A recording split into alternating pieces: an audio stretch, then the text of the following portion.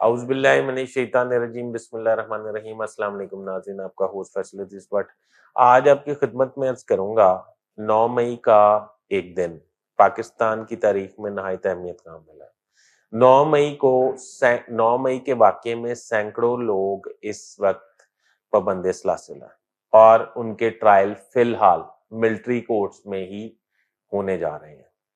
تو اس 9 مئی میں جو لوگ گرفتار ہیں اس میں کتنے لوگ گناہ گار ہیں اور کتنے لوگ بے گناہ ہیں، کتنے لوگوں کو دشمنیوں کی بنا پر پابند سلاسل کروایا گیا اور کتنے لوگوں نے ایک دوسرے کو نیچا دکھانے کے لیے یہ قید و بند کی صورتیں برداشت کرنے پر مجبور کیا، ان کے حوالے سے تفصیلی بات کریں گے۔ اور ایک اہم خبر میرے پاس یہ ہے کہ chairman P T I Imran Khan جو ایک کچھ ماہ سے اس وقت قید میں ہیں، ان کے حوالے سے ان کو یہ کیسز سے چھٹکارا دلانے کے حوالے سے، ان کے کیسز میں شفافیت کو یقینی بنانے کے حوالے سے اور پی ٹی آئی کو جو دیوار کے ساتھ لگایا جا رہا ہے اس کو ریلیف دلانے کے حوالے سے ایک فیصلہ کن تحریک چلانے کا اصولی فیصلہ کر لیا گیا ہے۔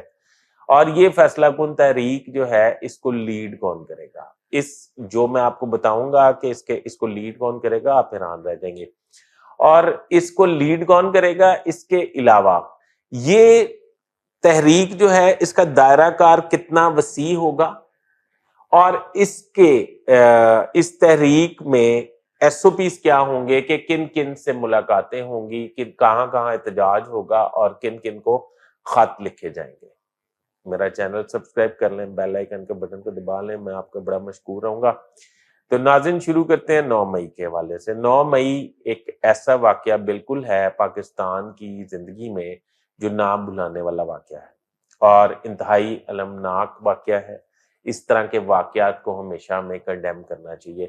9 مئی کو پی ٹی آئی کے عمران خان جب گرفتار ہوئے، رینجرز نے انہیں گرفتار کیا تو ان کے مشتل کارکن جو ہیں وہ سڑکوں پہ آ گئے۔ جب سڑکوں پہ آ گئے تو انہوں نے نہ صرف حساس دفاتر پر توڑ پھوڑ کی، کور کمانڈر ہاؤسز کا جلاؤ گھراؤ کیا اور حساس تنصیبات کو نقصان پہنچانے کی کوشش کی اور شہروں کی چھاؤنیوں میں داخل ہو کر بھی توڑ پھوڑ کی۔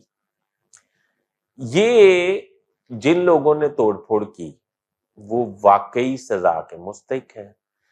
ان میں وہ لوگ بھی شامل ہیں جو اس وقت قید و بند کی صورتوں میں ہیں، ملٹری کورٹس کے ٹرائل کے انتظار میں بیٹھے ہوئے ہیں۔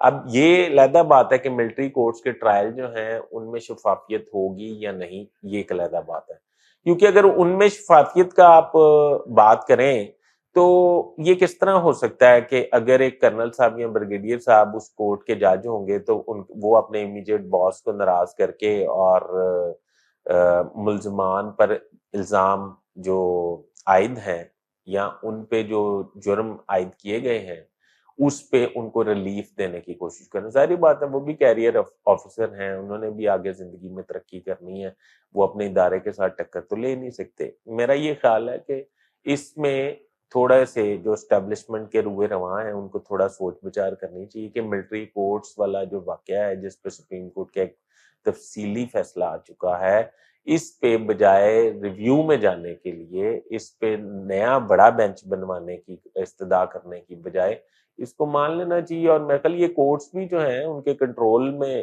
ان کے لیے فیصلہ کن جو ہے وہ اچھا ثابت ہوں گی، یعنی کہ یہ کورٹس بھی دیانتداری سے کام کریں گی کیونکہ یہ ان کو پتہ ہے کہ یہ ایک ادارے کی اسٹیک کا معاملہ ہے، اس کی عزت کا معاملہ ہے، اس کی سروائیول کا معاملہ ہے۔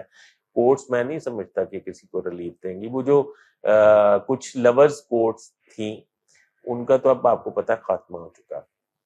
اب دوسری بات یہ ہے کہ ان میں کچھ ایسے معصوم بچے ہیں جن کا پورا کیریئر، پوری زندگی اس وقت پڑی ہے، وہ نہ سمجھ ہیں بچے۔ ان میں کچھ ایسے لوگ بھی ہیں جو جب قید ہوئے تو ان کے بہت پیارے، ان کے عزیز رشتہ دار اس دنیا فانی سے چلے گئے انہیں ملے بغیر، پر انہیں ریلیف نہیں مل سکا۔ میں یہ سمجھتا ہوں کہ اب اسٹیبلشمنٹ کو ہم سمجھتے ہیں طاقتور، اور طاقتور کا مطلب ہوتا ہے کہ بڑے دل اور گردے والا۔ اسٹیبلشمنٹ کو ایک بہت بڑے دل اور گردے کے ساتھ ایسے لوگوں کو ریلیف ضرور دینا چاہیے. پچھلے دنوں میں نے سنا بھی تھا کہ کچھ ریلیف مل رہا ہے ایسے معصوم لوگوں کو جن کے پیپرز ہیں، جن کی ایجوکیشن ڈسٹرب ہو گئی، جن کے جو ناسمجھی کے طور پہ ادھر چلے گئے کہ ان کے والدین سے ان رائٹنگ لیا جائے گا کہ آئندہ یہ کسی پولیٹیکل ایکٹیویٹی میں ملوث نہیں ہوں گے، تو ان کو ریلیف دیا جا سکتا ہے. ان خواتین کو بھی ریلیف ملنا چاہیے جن کے گھر جن کے بچے جو ہیں ان سے ملنے کے لیے گھر میں بلک رہے ہیں اور شیرخوار بچے ہیں.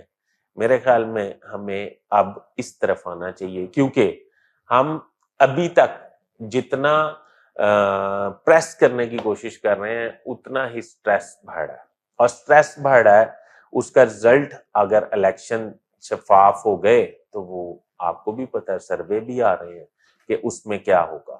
اب آپ اندازہ لگا لیں کہ کیا مٹھی بھر جو گناہ گار لوگ ہیں ان کی سزا جو ہے وہ تمام ایسے لوگوں کو ملنی چاہیے جو پوری زندگی اس کی سزا بھگتیں گے. ان کا کیریئر ابھی سٹارٹ نہیں ہوا، اگر ان کا کیریئر سٹارٹ نہیں ہوا تو ہمیں ان کی زندگیوں کے ساتھ زیادتی نہیں کرنی چاہیے، اور میرا خیال ہے ان کی ناسمجھی کی وجہ سے انہیں معاف کرنا چاہیے اور انہیں ریلیف دینا چاہیے. اور وہ لوگ جو اس میں بہت زیادہ قصوروار ہیں، یہ ماسٹر مائنڈ ہیں، ان کے لیے تو ٹھیک ہے سزائیں تجویز کرنی چاہیے، پر جو لوگ صرف استعمال ہوئے ہیں، جو لوگ صرف جذبات کی رو میں بہ گئے تھے، ان کے لیے میرے خیال عام معافی کا اعلان کرنا چاہیے. دوسری بات میں عرض کرنا چاہ رہا تھا، چیئرمین پی ٹی آئی کے حوالے سے ایک تحریک کا آغاز کیا جا رہا ہے. یہ تحریک کا داغ بیل کیسے ڈالی گئی؟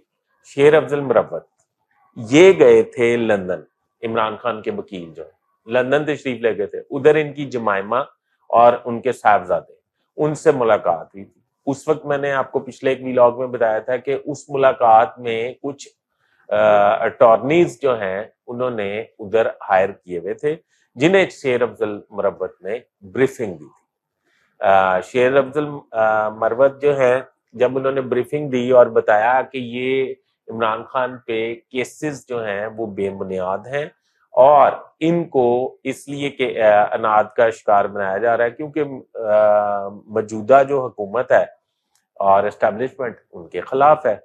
اب وہاں پہ اب شیر افضل تو واپس آ گئے، جب وہ واپس آ گئے تو وہاں پہ ایک فیصلہ ہوا ہے. فیصلہ یہ ہوا ہے کہ عمران خان کے جو بیٹے ہیں دونوں، وہ ایک تحریک کا آغاز کرنے والے ہیں اپنے باپ کو بے قصور ثابت کرنے کے حوالے سے اور اپنے باپ کو انصاف دلانے کے حوالے سے. اور میرا خیال یہ سب کا رائٹ ہے، ایسا ہو سکتا ہے. آپ کو یاد ہوگا پرویز مشرف کے دور میں جب نواز شریف ایگریمنٹ کر کے پاکستان سے چلے گئے تھے، سعودی عرب چلے گئے تھے، تو اس وقت حسن نواز شریف کے چھوٹے صاحبزادے انگلینڈ میں ہوتے تھے اور اس وقت شاید وہ پڑھ رہے تھے. انہوں نے اس وقت پرویز مشرف کو اور different head of the states کو خط لکھا تھا کہ میرے والد کو انصاف نہیں دیا جا رہا، ان کا علاج نہیں کروایا جا رہا وغیرہ وغیرہ. تو ظاہری بات ہے ایک بیٹا جو ہے اس کا تحریک چلانے میں کوئی اعتراض بھی نہیں ہے اور میرے خیال میں اسے بڑی کھل ڈل کے تحریک چلانی چاہیے. اور یہ تحریک جو ہے نہ صرف اس طرح چلائی جائے گی بڑے منظم انداز میں، اس کے بڑے پرامن احتجاج کیے جائیں گے، یونائٹڈ نیشن کو ایڈریس کیا جائے گا اس تحریک میں، اس میں امریکن کانگریس جو ہے ان کو ایڈریس کیا جائے گا، چائنیز ہیڈز جو ہیں جو اہم عہدے پر فائز ہیں ان کو ایڈریس کیا جائے گا. اس میں دنیا میں میٹر کرنے والے ترکیہ جو ہے ان کے پریزیڈنٹ کو ایڈریس کیا جائے گا. اس میں برٹش جو مطلب امپورٹنٹ سیلیبریٹیز ہیں ان کو ایڈریس کیا جائے گا. اس میں مطلب دنیا کے جتنے امپورٹنٹ ایشوز ہیں اس میں سعودی عرب کے ایم بی ایس جو ہیں ان کو ایڈریس کیا جائے گا. اس میں قطر کے شاہ جو ہیں ان کو ایڈریس کیا جائے گا. اس میں ایک پورا جامعہ پلان ترتیب دیا گیا اور یہ ترتیب اس لیے دیا گیا کہ عمران خان کو جو ہے نا وہ انصاف مل سکے اور ان کا کیس جو ہے وہ باعث نہ ہو. اور اگر انہوں نے کوئی جرم کیا تو پھر تو ٹھیک ہے، پھر تو کوئی مداخلت نہیں کرے گا. اگر انہوں نے کوئی جرم نہیں کیا اور ان کو ذاتی اناد کا نشانہ بنایا جا رہا ہے تو پھر ان کے انصاف کے لیے یہ آواز ان کے صاحبزادے اٹھائیں گے. یہ پلان مکمل کر لیا گیا ہے. آئندہ چند دنوں میں اس کے ثمرات آپ دیکھیں گے. یہ احتجاج شروع ہوگا اور بڑا پرامن احتجاج ہوگا اور پوری دنیا میں اس کا جو ہے وہ سرکل جو ہے وہ دائرہ کار بڑھایا جائے گا.